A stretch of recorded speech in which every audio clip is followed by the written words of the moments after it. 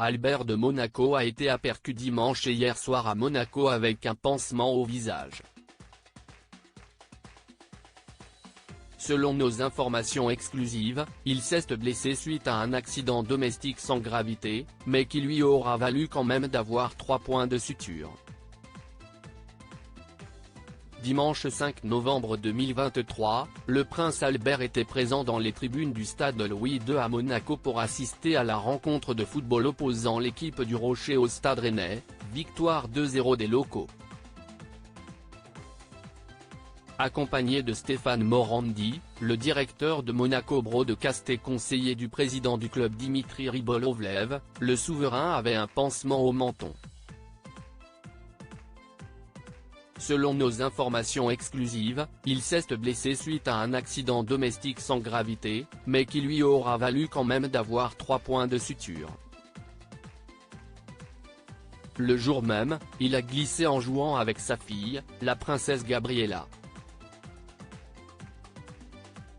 Le lendemain, il portait de nouveau ce pansement, au Théâtre des Variétés à Monaco.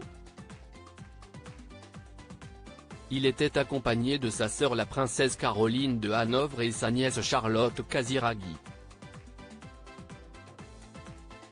Ils ont tous ensemble assisté à la conférence d'Antoine Compagnon de l'Académie française, Colette, écrivain par hasard, dans le cadre du 150e de la naissance de Colette, le 6 novembre 2023. Les archives du Palais, la Fondation Prince Pierre et l'Institut audiovisuel de Monaco avaient le plaisir de proposer, en cette année commémorative, plusieurs manifestations au Théâtre des Variétés pour célébrer la présence de cette remarquable femme de lettres et comédienne en principauté. Albert de Monaco à la découverte d'un sacré personnage. Avant d'assister à la conférence, le mari de Charlène de Monaco et les 2 autres membres de la famille princière avaient découvert l'exposition photo L'Ami des Princes, évocation photographique, installée dans le foyer du théâtre du lundi 6 au samedi 25 novembre.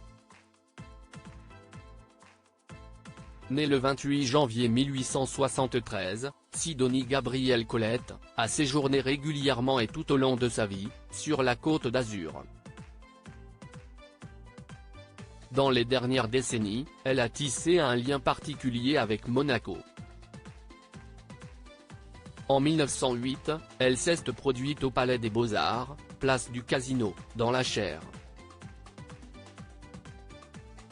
En 1925, elle a écrit le livret de l'enfant et les sortilèges de Ravel, créé à la Salle Garnier, et rencontré à Cap d'Aille son 3e mari, Maurice Boudéquette. Après la guerre, elle est revenue dans le Midi où elle a notamment été accueillie à Grasse par la famille Polignac, début de son amitié avec le prince Pierre. Par la suite, elle a séjourné chaque hiver à l'Hôtel de Paris.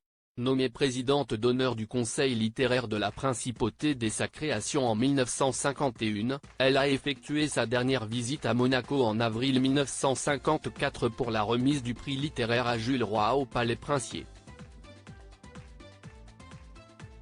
Contenu exclusif ne pouvant être repris sans la mention purepeople.com.